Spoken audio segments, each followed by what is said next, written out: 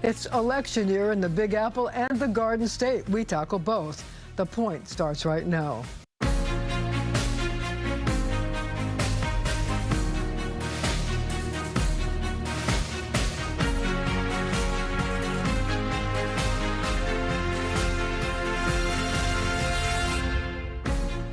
Lots and lots of new developments in the New York City mayor's race. Queens Assemblyman Zohran Mamdani, who surged second place in some polls before Andrew Cuomo and Adrian Adams entered the race, is here to help sort it all out. But before we get to the exact mayor's race, on Friday, Mayor Adams decided to replace the number of deputy mayors who resigned with new deputy mayors. How do you feel about that? You know, the fact that this is like the third turnover since he became mayor. I think it just shows his complete lack of interest in actually delivering on the responsibilities of his job. And so many elected officials and New Yorkers have had their confidence shaken because of the fact that he's gone through so many different top officials in his administration. And the number of deputy mayors who resigned most recently are the ones that many of us have been crediting with steering the ship in this time of turbulence. And yet what we've seen is that there will always be turbulence if Mayor Eric Adams is the mayor of the city, because that is what characterizes his administration. So do you think that that disqualifies him as a candidate, or do you think that voters will just say it's a natural turnover of government? I think voters know that this is far beyond what is natural. And to me, what's disqualified him as our mayor is that he is the first mayor to be serving under a sitting indictment in modern history of the city. And he said early when it was first served to him that he would fight it with every ounce of strength and spirit in his body. And it begged the question, where does that leave New Yorkers? How could we have a mayor for whom New Yorkers are his second priority? And right now, we've seen that in a moment when New Yorkers want courage and conviction from their mayor, they've found cowardice and collaboration with a mayor who's working with the Donald Trump administration. Well, you know, that's the question. Do you think that he says he's running, but do you think he's really going to run? I have no idea. I've tried to stop predicting what Eric Adams does next. So we've had in the last week the entry into the mayor's race of two people, Andrew Cuomo and Adrian Adams. How does that shake up the race? You know, I think Andrew Cuomo's arrival has long been rumored, and I'm frankly happy that he's in the race because, Why? You know, it's an opportunity to say that New Yorkers already have one person in power who has cut Medicaid and stolen money from the MTA, who has hounded women that have credibly accused them of sexual harassment, who has claimed to be fighting for working class New Yorkers while showering rich donors with tax breaks. And that's Donald Trump. But Andrew Cuomo has the same record as the disgraced former governor of the state. And him being in the race means he has to finally answer as to why that's his record and why we should believe that anything would be different this time around. But he had name recognition, and all the polls leading up to his entry showed him far and away leading the field. Yes, you know, I think a lot of that has to do with the mythology of who he is as opposed to the reality of it. And I think now that he's in the field, he has to answer those questions. And what we've seen is that he doesn't have the answers to them. And I think that his lead that he has right now is one that I'm confident we will be able to overtake as more and more New Yorkers are reminded of what his actual record was. So what's the mythology? I think the mythology is the one that he tells New Yorkers, that he is the steady hand in a time of chaos, that he took us through this period of COVID when in reality he was sending grandparents into nursing homes and collecting a $5 million check to write a book about it at the same time. And a reality that ultimately Andrew Cuomo is the chaos. And what we need is a break from the disgrace of the past, the disgrace of the present, and actually a future that's worth fighting for. What about Adrian Adams? If she won, she would become not only the first woman, but the first person of color and a woman. You know, I welcome her entry into this race, and I think I've said from the very beginning of this campaign, the only two candidates I'm going to critique are disgraced New York executives, whether past or present, no one else. Well, you've got two disgraced people. Yes, so yes, we do. I was going to say, who do you think is the biggest threat, though? I would say Andrew Cuomo, because why? Andrew Cuomo is the biggest threat because of the fact that he comes into this race with an independent expenditure being set up to spend $15 million to support him. And the challenge that we now have is to make clear to New Yorkers that he is running for Eric Adams' second term. The same agenda, the same donors, the same chaos. You're linking him to Eric Adams? Absolutely. He's running for Eric Adams' second term? Absolutely. And if you ask Andrew Cuomo right now to have any critiques of Eric Adams' mayoralty, he is shy to offer any. Are you saying because you think that they have the same base? I think that they have the same donors, they have the same agenda, and also the same links to corruption. If you look at Andrew Cuomo's time as the governor, you will see a governor who took almost every opportunity to stymie the attempts to put an end to corruption in Albany, and whose top aides had to deal with the very kind of accusations and legal cases that we've seen take place under Mayor Adams. So the question then becomes, though, there's been all these mayoral forums, and you have shown up to every single one. Yes. But there's no Eric Adams, there's no Adrian Adams, there's no Andrew Cuomo. Does it get a little frustrating for you that you're with the other people in the race who are running, but the people that you want to answer the questions are those three people? Yeah, I would say the people I really want to answer the questions are Eric Adams and Andrew Cuomo. And I think what we're seeing is we don't even know if Eric Adams is running for re-election at this point. But with Andrew Cuomo, he's going to try and run a Rose Garden campaign, one that he doesn't have to engage with questions he doesn't like. He doesn't have to engage with other candidates. But what we're going to show him is that New Yorkers are hungry for a different kind of politics. And we can see that he understands that even at the infancy of his campaign, as he's starting to cherry pick from other campaigns, including ours, for the ideas that he's fighting for. I was going to get to that. Yeah. Because on Friday, Andrew Cuomo put out his new transportation plan, and one of the things he talked about was free bus service, Yes. which, as you know, you've talked about on this show previously. But the question is, he doesn't think that there's enough money in the MTA budget to have every bus free, which is your proposal. But he does want to look at the idea of expanding it from the 5 bus lines that are now free to all bus lines. I mean, is there really, an ability not to pay for that? I mean, the MTA is totally against all free bus service. How do you feel about it, and how would you justify the MTA doing that when it already came to Albany, where you already serve, for a almost a $69 billion capital plan? I mean, where does the money come from to pay for all free buses? Absolutely. Look, I think that the MTA has come to Albany because they have about a $33, $34, $35 billion shortfall in their capital budget. And we need to make that shortfall whole. And we can do that. How do you do that? Because the beauty of bonding that we have the ability to do is you don't have to put $35 billion at the outset. You can bond out an annual revenue of about $1.6 billion. Are we talking about new taxes? I would say where it is appropriate, yes, taxes on the wealthiest, taxes on the most profitable corporations, absolutely. And I think that's one thing that has stood our campaign out from others, is that I am very honest and open and clear about what will be required to pay for this agenda. But to the point about free buses, it will cost around $700 million or so a year to pay for free buses. The same amount as fare evasion. Well, that fare evasion also includes toll evasion, I would say. Now, what's critically important is we've seen with the pilot program, free buses increased ridership by up to 38%, decreased assaults on bus drivers by about 39%, and the most significant increase came from riders making less than $28,000 a year. I believe we can actually make this possible because that $700 or so million, it's in the context of a city budget that in times of economic growth grows by $2 to $3 billion a year. At around, it's now $115 billion, a state budget, which is about $250 billion. And I have seen us find money for all sorts of things. I've seen us find $1 billion to pay for a Buffalo Bills stadium. But now when it comes to making sure that working class New Yorkers can catch a break, we're being told it's unrealistic. It's just a question of political will. But if you become mayor, what you're going to have to do is what these anticipated cuts from Washington will mean. How will you do it? We have only about a minute left. I would say that we need to fight these kinds of cuts, and that's a fight that we haven't even seen from Eric Adams. We saw the Trump administration take $80 million out of a city bank account, and he had to be pressured to sue to get that money back.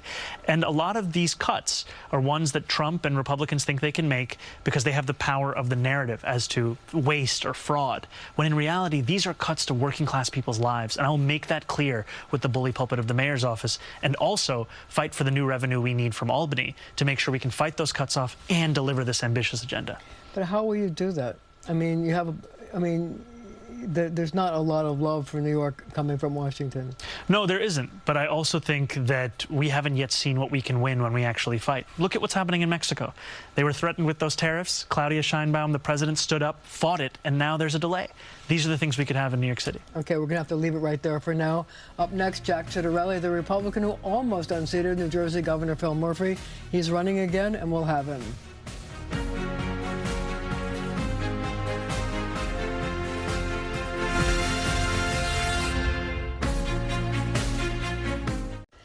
Former Assemblyman Jack Ciattarelli thinks 2025 is his year to move into Drumthwacket, New Jersey's governor's mansion. And you didn't think I knew the name of Drumthwacket, did you? Not all do, nor can they pronounce it.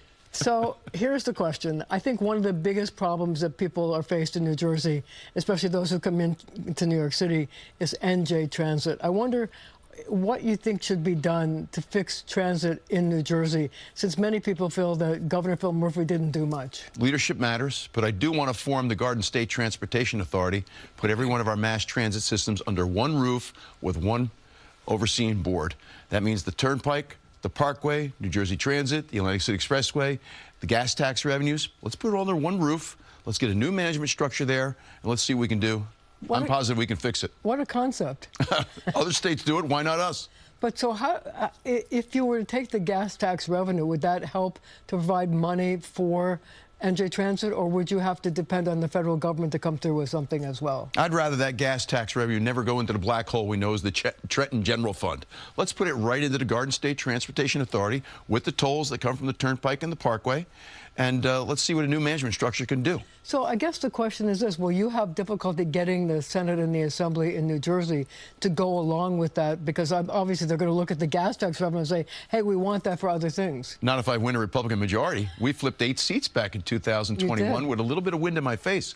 We got some wind at our back now. If I flip 12 seats, we get something we haven't had in 30 years, Republican majority in the state legislature. So another issue that people in New Jersey are worried about is property taxes.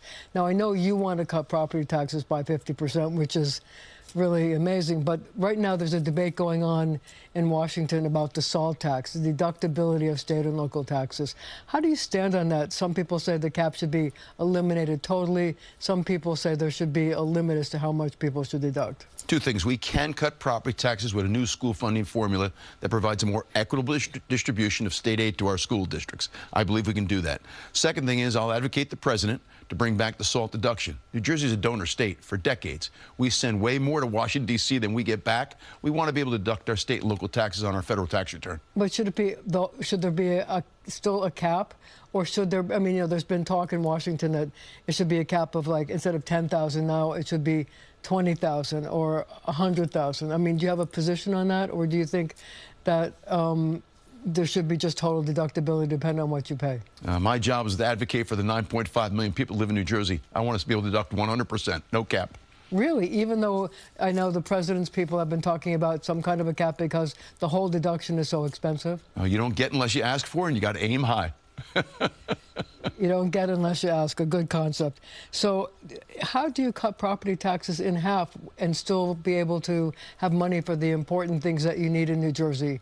It's certainly going to be challenging, especially during these inflationary times and what mayors are up against with their local budgets. But at the very least, we often hear about the affordability crisis. Young people can't get a start there. Let's cap property taxes at 1% of the assessed value of the home, for example, for first-time home buyers for the first 5 years so they can get started. And let's cap property taxes, freeze property taxes for anyone turning age 70 and older. Because we also hear about the older people who got to move out of the house that they raised their family in because they can no longer afford New Jersey. So at both ends there, I think we can do things to make New Jersey more affordable. So how do you change the school tax formula? I mean, people are going to hear that and say, oh my God, my school taxes are going to, you know, my schools are going to get less money. Not true. If I can reform the school funding formula with a more equitable distribution of $15 billion in state aid to our school districts, that doesn't necessarily have to happen. What we do need in New Jersey is every school district should be within a reasonable range. To me, that's $15,000 to $20,000 per student. I got some districts that get billions in aid, and their cost per pupil is $37,000, $38,000. That's not fair.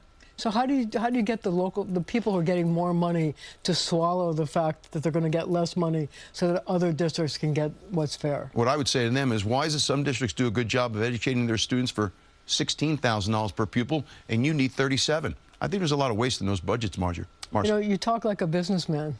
That's what I am. Two-time business owner in New Jersey, employed New Jerseyans, created jobs, MBA, CPA. It's a unique background for a gubernatorial candidate. You also want to have term limits for state lawmakers. I think it's time. But, you know, they have to vote for that. Would it have to be a constitution? Well, the people have to vote for that, not the legislators. So make the case to the people about why there should be term limits, and what do you feel is like the right amount of time? Is it 2 years, 4 years, 8 years, 12 years? We term limit our governor. That's 8 years. Why not term limit our newly elected state legislators? We can grandfather the existing ones in, but newly elected ones for 8 years. I think turnover is good. But the question is, some people would argue that turnover also can lend itself to less experienced lawmakers who may not know what they're doing. Well, look at the condition New Jersey's in with people who have been there an awfully long time, and the Democrats have been in control for close to 3 decades. I think I can make a case for we need some new blood. Are you saying that there's stagnation in Trenton and the New Jersey State House? I'm saying we need some new ideas and people who aren't so worried about getting reelected. Do you think that there's a lack of new ideas because people want to play it safe, or because it's difficult to get change in a political season? All the above, but I'm not somebody that wants to go to Washington, and I'm not owned by the special interests, so change is easy for me, especially as an entrepreneur.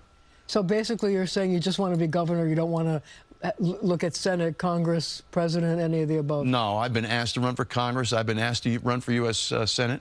No one's asked me to run for president, but the answer is no. And I don't want to write a book either. I just want to fix the state we all love. No book for you. Okay, so you are interested in education. Very much so. You've talked about changing the curriculum. Need to, desperately. You talk about making it age appropriate. Tell me what that means. Well, first thing we need to do is get back to focusing on critical life skills. There's been significant learning loss because our current governor shut down the schools for 2 full years. New Jersey has fallen behind on the national report cards. We need a high-impact curriculum. What does that mean? If you're behind grade level, in critical skills like reading, writing, and math, that's all we're going to focus on for the next 1 or 2 market periods to get you back up to speed. The empirical data is pretty clear. You come out of 8th grade behind in reading, writing, math, you're going to be underemployed the rest of your life. That's not good for the individual or for society. But we also need an age-appropriate curriculum where other subject matter is concerned. Like what? I don't believe we should be teaching gender ID and sexual orientation in kindergarten. I don't think we should be talking about explicit sex acts, 12-year-olds. I'm all for sex education, but there's an appropriate age at which to do that.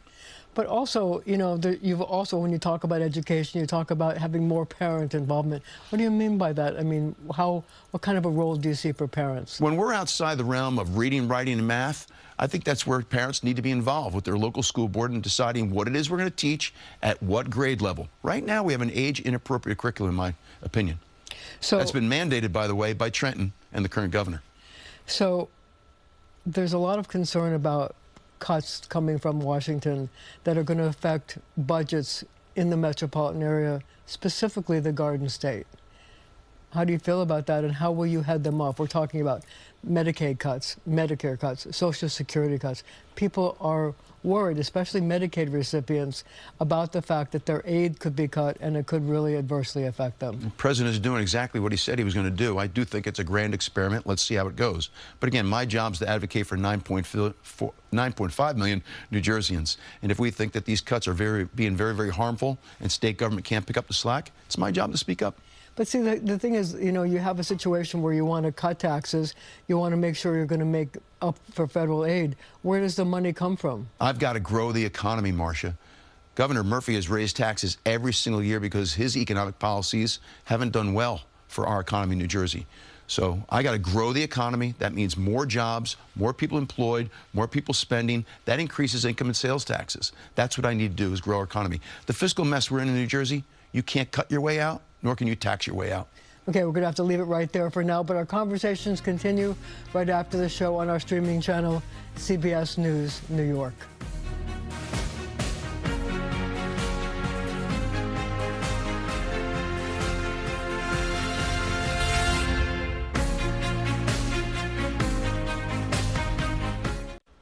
Thank you for joining me. President Trump promised to lower taxes at the pump and at the supermarket. How's he doing? New Yorkers have strong feelings, and they're weighing in on your point. President Trump said he was going to bring prices down. How's he doing? Really bad, I think. He's not doing really pretty much too good with bringing prices down. I don't think he's bringing them down. I haven't done it so far. No, he's doing a terrible job. Terrible. Terrible. Oh, terrible. How come? I don't know. Like, the prices are... Eggs for $16 is crazy. Well, presently, not too well, but I think in the future, in the next couple of months, he'll be doing well. What are you paying more for? Food? Bread, chicken, fish. I'm paying more for my everyday things. Groceries, eggs, especially groceries. I don't have luxuries to compare. We're paying more for egg, we're paying more for rice, we're paying more for toiletries, we're paying more for everything. Gosh, everything. Okay, we're not going to discuss eggs because there's an issue, but bread is more expensive, milk is more expensive. I think every single item has gone up. So do you think tariffs will help bring prices down? Maybe. I can be honest about that, maybe. No. No. No, not at all, actually. No. Why not? Because imposing tariffs on other countries makes them just raise their prices of goods that they're giving to us. I mean, that's not the way the economy works. No, everybody knows tariffs wouldn't bring prices down. Tariffs will increase prices for us. That's crazy. They will add to prices. It's a tax imposed on consumers. I think so in the final analysis, because we buy so many things from Mexico and China, Canada. What about tax cuts? Will tax cut bring things down? Yes, that'll help us. Oh, yes, yeah. Okay. Most definitely, yeah. We're not going to get tax cuts. Billionaires are going to get tax cuts. If it's for the upper echelon of Americans, probably not. I don't think so, because with inflation the way it is, it's going to be like one for another. The answer is no. I don't think anything he does will bring anything down. Is there anything that President Trump can do to bring prices down? Resign. Yes, resign. We're supposed to be the bread basket of the world in my time, so hopefully we'll get back to that ideology. It seems he has all the knowledge. He has the means, and I'm just kind of waiting to see what the game is. Yeah, there is stuff he could do, but I don't necessarily think he cares about the middle class at all. So what could he do? What could he do? I think that he should educate himself on economics a little bit more.